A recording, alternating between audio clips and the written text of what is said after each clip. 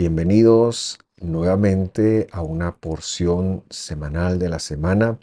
Este estudio de los primeros 5 libros de la Escritura que, atendiendo al llamado apostólico del apóstol Jacob en Hechos 15, en Visión de Fe hemos decidido actuar sobre esa marcha. Y nos da tanto gusto saludar a cada uno de ustedes. Les damos la más cordial bienvenida con la alegría, con el gozo de siempre. Hoy veremos la porción de Emor. Emor quiere decir di. Y la lectura comprende del capítulo 21 del libro de Vayikra, es decir, Levítico, versículo 1 hasta el capítulo 24, versículo 23. Trataremos hoy la perfección del sacerdocio. La semana pasada vimos el tema de Ahareimot, después de la muerte de,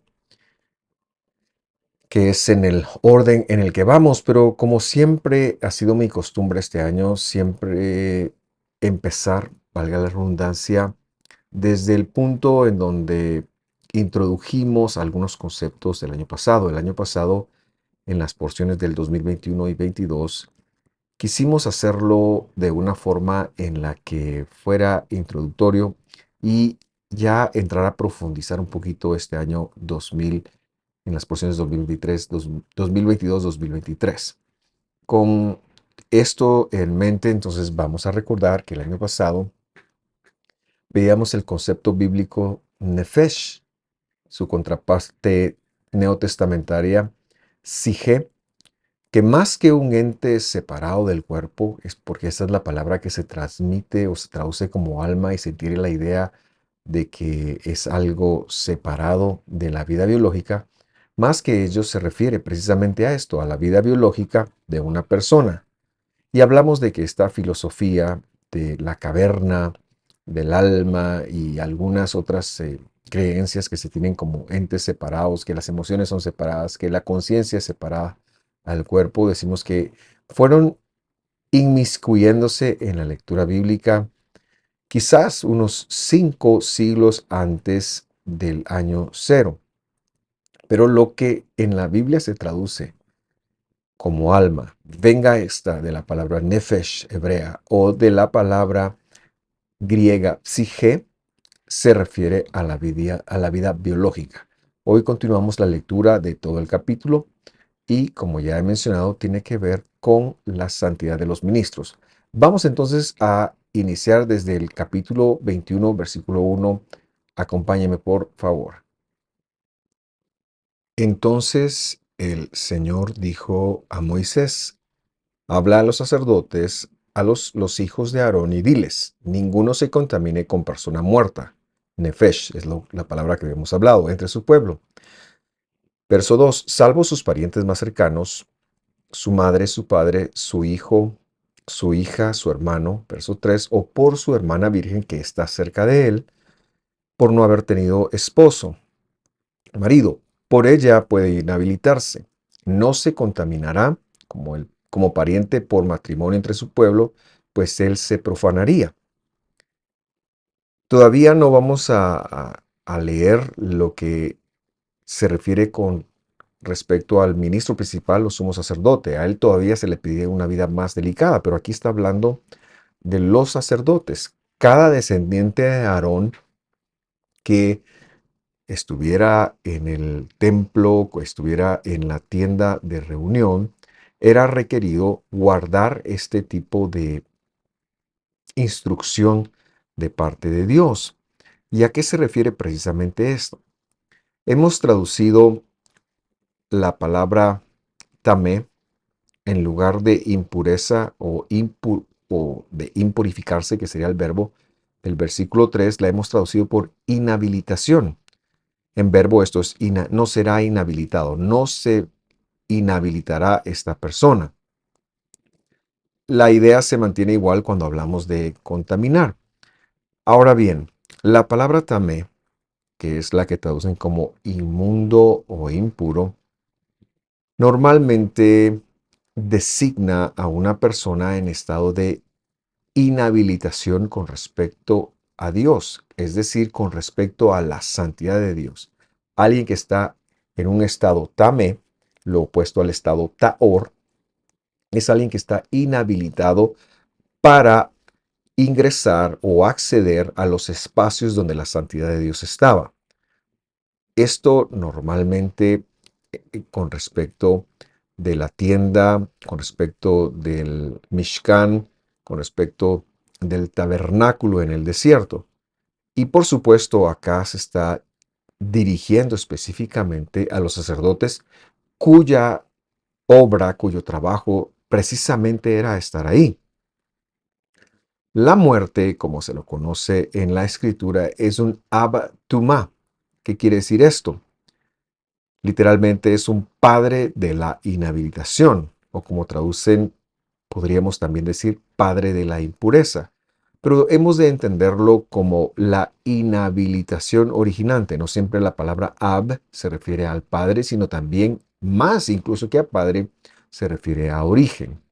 Entonces un aptumá sería una inhabilitación originante o una impureza originante.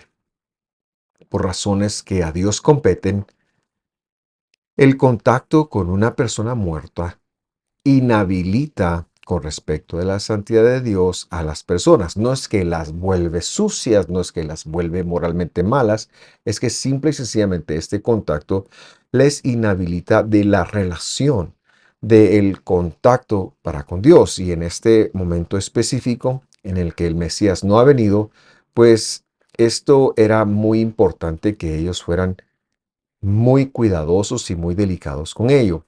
En nuestro momento, quizás al final, estaremos hablando de qué hacer si nos inhabilitamos por medio de muerto, pero en este momento histórico, refiriéndose al sacerdocio, entonces, una persona, un sacerdote, solamente podía inhabilitarse al contacto con un muerto si era un familiar muy cercano. En el caso del ministro principal, no lo leeremos, pero esta prohibición, cuando alguien tenía la unción de ser el ministro principal o el sumo sacerdote, la persona que ingresara tras el velo en Yom HaKippurín, la persona encargada de la dirección del tabernáculo, esta persona ni por su padre ni por su madre podía inhabilitarse. No podía, cuando había un muerto, salir siquiera del santuario, sino tenía que quedarse ahí dentro y ni siquiera tenía la opción de salir, ¿verdad? A hacer su duelo, a sepultarlo, etcétera, etcétera. La pregunta que nosotros nos hacemos es, ¿cuál es la razón de esto? ¿Por qué? Y la respuesta queremos darla al final del servicio, al final del estudio, perdón. Lo que sí quiero hacer en este momento y aprovechando la coyuntura que nos da el versículo 4, es hablar un poquito acerca del concepto de la profanación. ¿Qué es ser profanado? Al final, este versículo dice que no se ha de profanar la persona. Literalmente leímos, pues él se profanaría, él se volvería profano, es decir, si entra en contacto con algún muerto.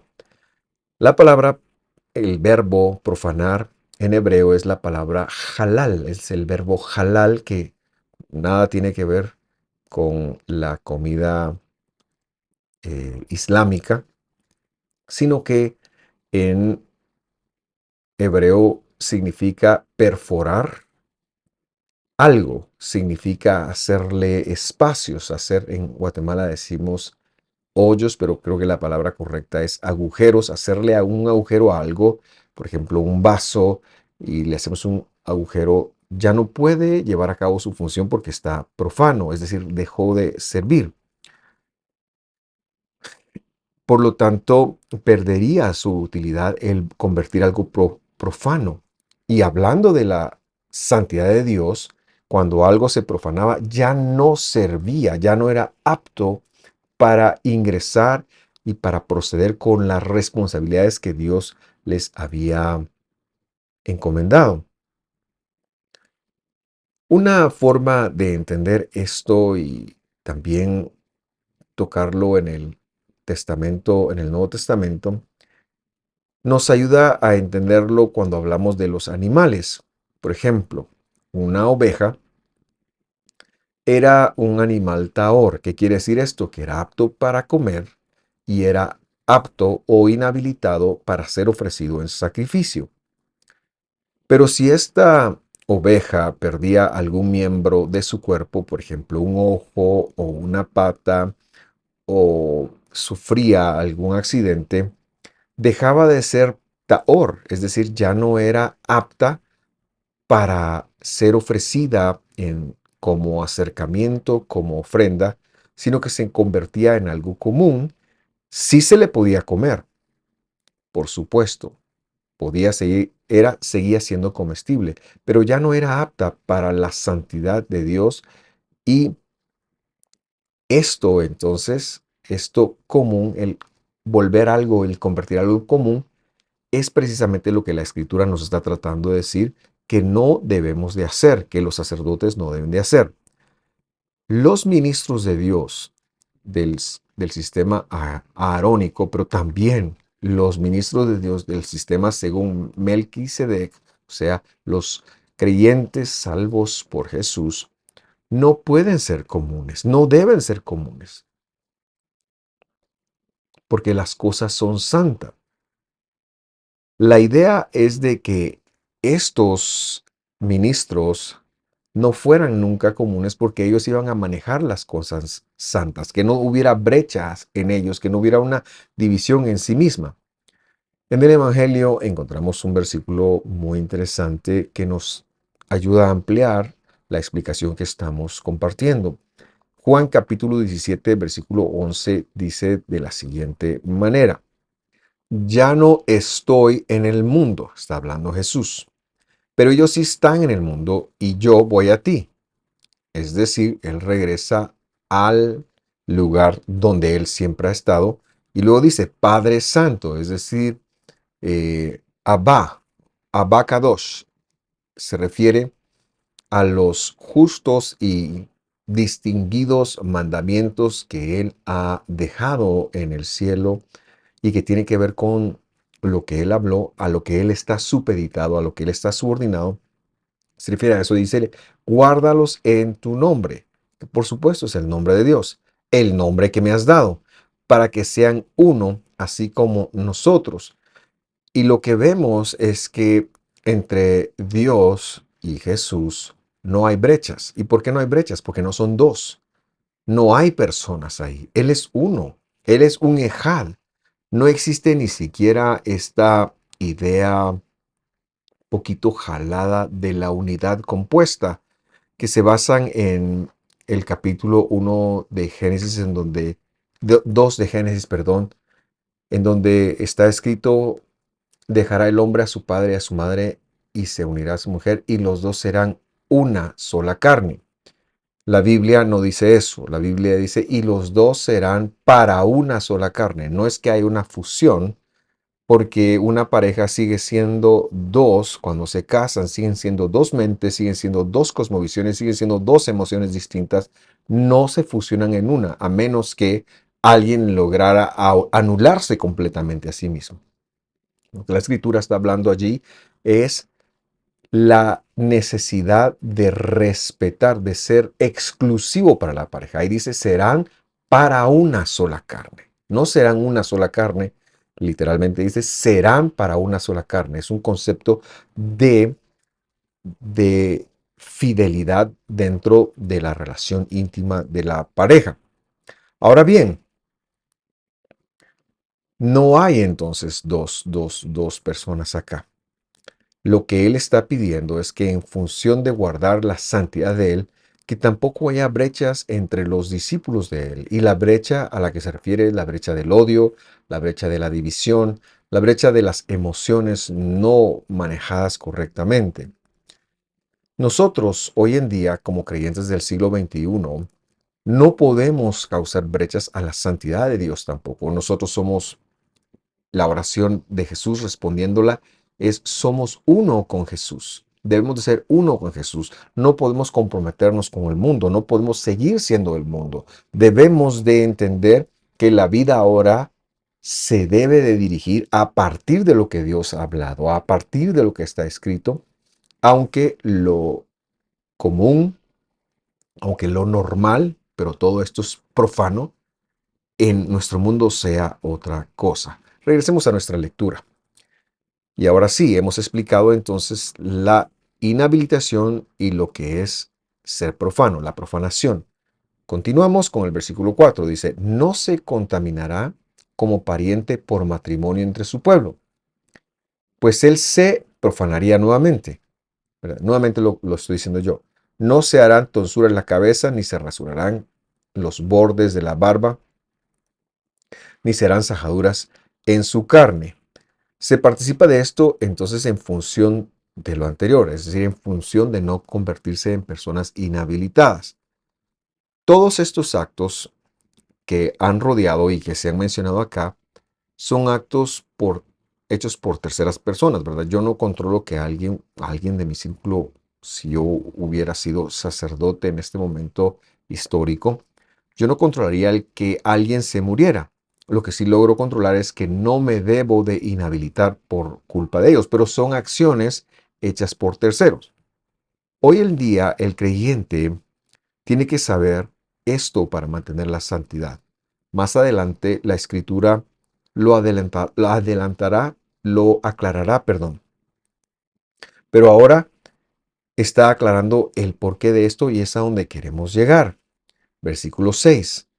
Santos serán a su Dios y no profanarán el nombre de su Dios, porque presentarán los acercamientos de fuego, las ofrendas encendidas al Señor, el alimento de su Dios, por tanto ustedes serán santos.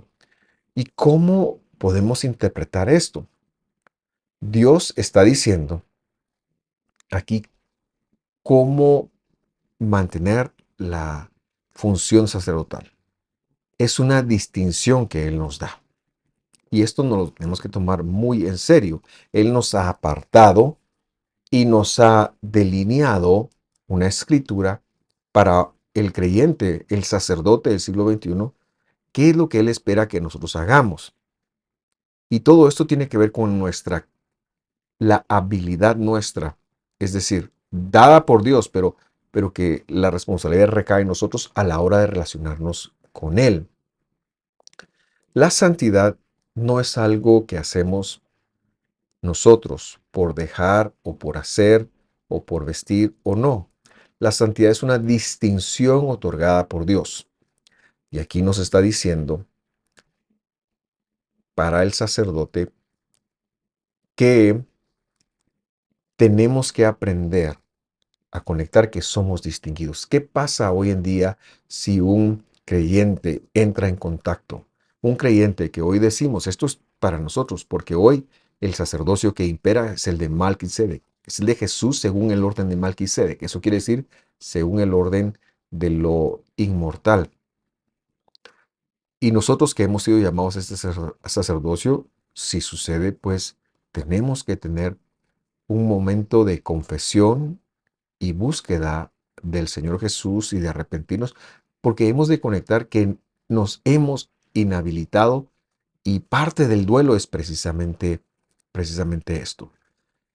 Entonces, la primer camada de restricciones que hemos leído hasta este punto, hasta el versículo 6, tiene que ver con acciones de terceros. Y decimos, repetimos nuevamente, es la respuesta que debemos de dar nosotros a Dios porque santos serán, dice el versículo 6, y no vamos a abrir brechas al nombre de Dios, no vamos a profanar el nombre de Dios. ¿Por qué? Porque nosotros hoy tenemos en día, ellos tenían la responsabilidad de presentar ofrendas encendidas y nosotros tenemos hoy en día la responsabilidad de administrar el nombre de Jesús. Por lo tanto, termina diciendo el versículo 6, ustedes serán distinguidos, ustedes serán santos. Y nada más reafirmar que esa distinción la da Dios. No es idea mía de cómo ser santo. Yo no me he inventado la santidad. Y no es como que voy a agarrar la Biblia a mi manera para tratar de hacerme santo. No, es que la salvación de Dios me hizo distinguido.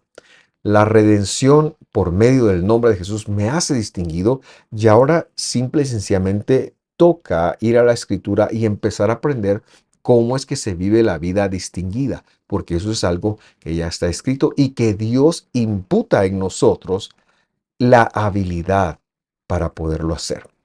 Adelantamos ahora la lectura al versículo 7 porque quiero ver la segunda camada de restricciones. Versículo 7. No tomarán mujer que haya sido profanada como ramera, ni tomarán mujer divorciada de su marido, porque el sacerdote es apartado a su Dios. Lo consagrarás, pues, porque Él ofrece el alimento de tu Dios. Será santo para ti, porque yo soy el Señor que los santifico. Soy santo. Y aquí ya vemos que eso tiene que ver con las acciones voluntarias. Acciones voluntarias. Quizás la decisión más importante después de haber conocido al Señor es la acción o decisión de elegir compañero para la vida, de elegir cónyuge.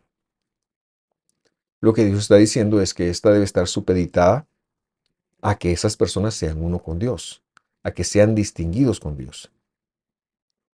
Nosotros tenemos que conectar que más allá de los gustos, más allá de la atracción física y especialmente los solteros, por supuesto, si llegamos a Jesús después de casados y nuestro cónyuge no teme a Dios, esto no nos aplica. Esto tiene que ver con algo que Pablo dijo en Corintios, ¿verdad? Vivir en paz.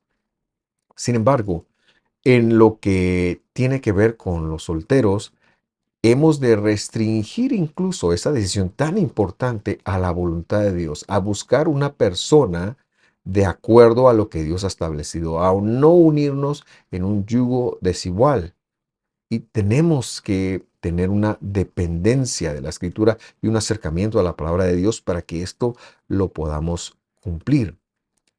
Y repito, incluso en la decisión más importante de la vida, la decisión de con quién me casaré. Pero esto también podemos llevarlo a muchas otras decisiones que sí dependen de nosotros, que están 100% al alcance de nuestra aceptación, decir que sí o decir que no.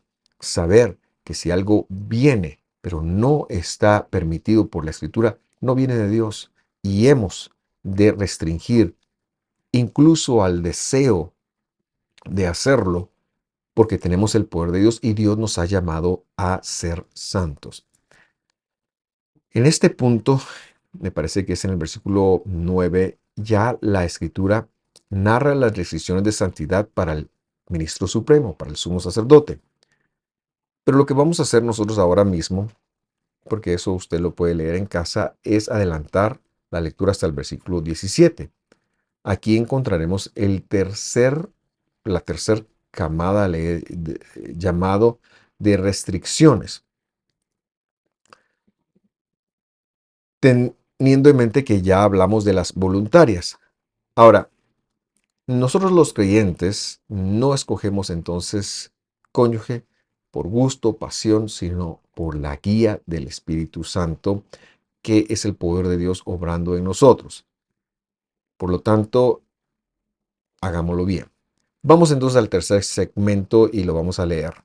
Tercer camada. Vayikra, Levítico 21:17. Dile a Aarón: ningún hombre de tu descendencia por todas sus generaciones que tenga algún defecto se acercará para ofrecer el alimento de su Dios. Versículo 18. Porque ninguno que tenga defecto se acercará, ni ciego, ni cojo, ni uno que tenga el rostro desfigurado o extremidad deformada, ni hombre que tenga pie quebrado o mano quebrada. Versículo 20. Ni jorobado, ni enano, ni uno que tenga defecto en un ojo, o sarna, o postillas, ni castrado. Versículo 21. Ni ningún hombre de la descendencia, ningún hombre de la descendencia del sacerdote Aarón que tenga defecto se acercará para acercar, dice literalmente, pero para ofrecerlo traducimos las ofrendas encendidas del Señor, porque tiene defecto, no se acercará para ofrecer el alimento de su Dios. Verso 22. Podrá comer el alimento de su Dios, tanto de las personas santísimas como de las sagradas. 23. Solo que no ha de entrar hasta el velo o acercarse al altar porque tiene defecto. para que no profane, nuevamente esta palabra, mis santuarios, porque yo soy el Señor que los santificó. Así, versículo 24, habló a Aarón, a Moisés, a sus hijos y a los israelitas. Cuando leemos esta tercera camada, podríamos interpretar que Dios es una persona, es un ser que discrimina a las personas incapacitadas. Pero antes de que usted vaya por ahí, quiero señalar que esto no tiene absolutamente nada que ver con discriminación o rechazo. En primer lugar, vemos que los descendientes de Aarón que tuvieran un defecto físico no podrían ingresar a la santidad detrás del parojet. Esto se refiere específicamente al servicio. El parojet es el velo que separaba el lugar santo del lugar santísimo. Y tampoco podía ofrecer, dice, las ofrendas que se daban en el altar. Esas dos cosas no podían hacer, ni entrar, ni ser sumo sacerdote para entrar al Yom HaKippurim, y no podían ofrecer las ofrendas comunes las 5 clases de ofrendas comunes que todo sacerdote sí podía ofrecer. Cuando dije ofrendas comunes, me refiero a las ofrendas que la Biblia ya ha dicho en los primeros 5 capítulos de Levítico y que las hemos venido viendo este año.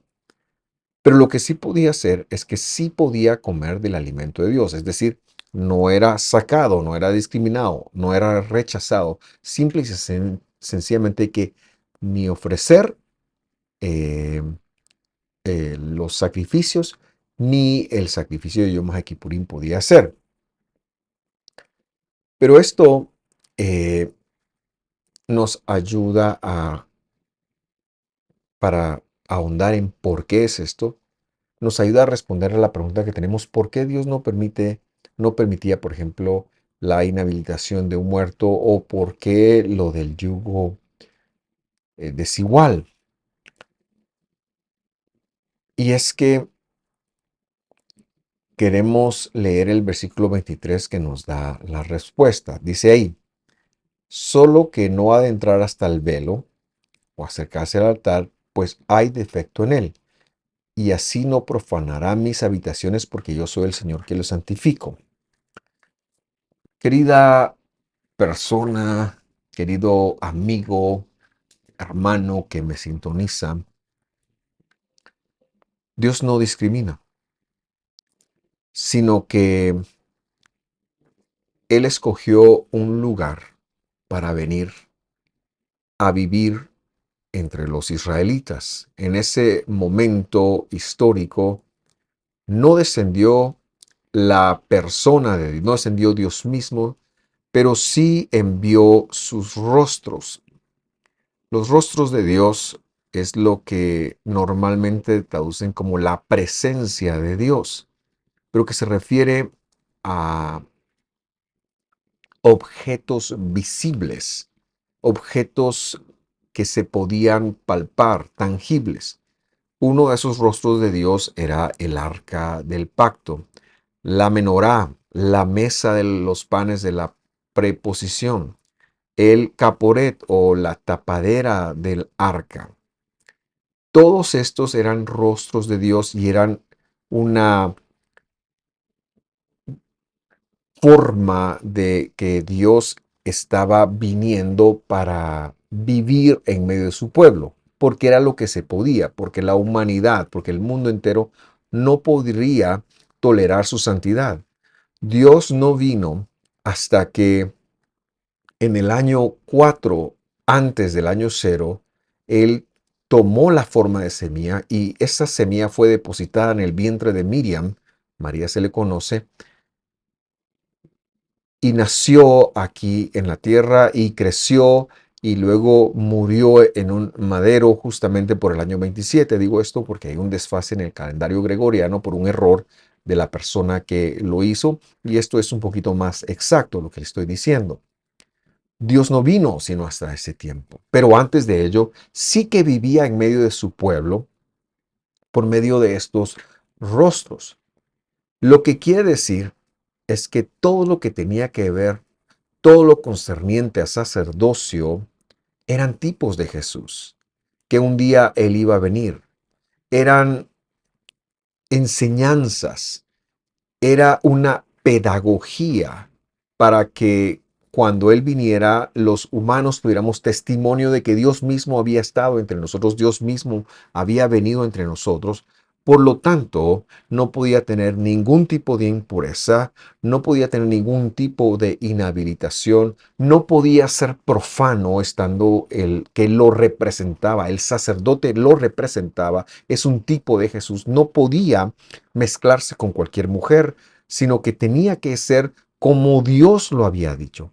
Y por lo tanto tampoco ni podía presentar ofrendas regulares, ni tampoco la ofrenda de Yom Kippurim, porque era un representante, era una pedagogía de Jesús, era un tipo de Jesús, y por lo tanto debía de ser perfecto, porque lo que él vino a hacer lo hizo perfecto. Esto no es una situación en donde él está discriminando a los incapacitados, no. Es que una persona incapacitada por lo que estuviera viviendo no representaba la perfección que él representaba. Dicho esto, quiero recordarnos que hoy en día nosotros somos ese lugar donde él ha decidido venir a vivir y cada uno tenemos una porción del Espíritu Santo. Cada uno tenemos una parte de Dios en nosotros. Nosotros hoy somos ese lugar donde Dios habita en el mundo y por lo tanto es importante y es necesario conocer la vida del ministro para comportarnos de acuerdo a esa distinción que él mismo nos ha otorgado y nos ha entregado. Usted como creyente del siglo XXI tiene que saber que Dios espera que usted sea distinguido. Él ha imputado una distinción en usted. Él ha puesto su santidad en usted. Y Él espera que usted viva de acuerdo a eso. Y no que vivamos pensando, no, eso es del Antiguo Testamento, eso ya no tiene nada que ver con nosotros. Al contrario, la Torah, la Escritura, es el modelo de santidad de Dios. Es el único modelo, es el plan A de Dios. Yo quiero animarlo a vivir la vida con esta cosmovisión. Y cuando usted lo empiece a hacer así, usted verá una revelación de Dios como nunca antes la ha visto en su vida. Yo quiero dejarlo acá, agradecerle por acompañarnos y también recordarle que estamos en redes sociales, en Facebook, en Instagram, en Twitter, donde puede usted seguirnos y recibir continuamente versículos e información de nuestras actividades, pero también le invito a conectarse al canal de YouTube donde está viendo este estudio, a darle seguir si algo le ayuda, le bendice, si usted quiere compartirlo, tenga toda la libertad de hacerlo. Le invito a suscribirse y le invito a seguirnos en las publicaciones. Tenemos un listado de reproducción donde usted puede encontrar muchos otros títulos.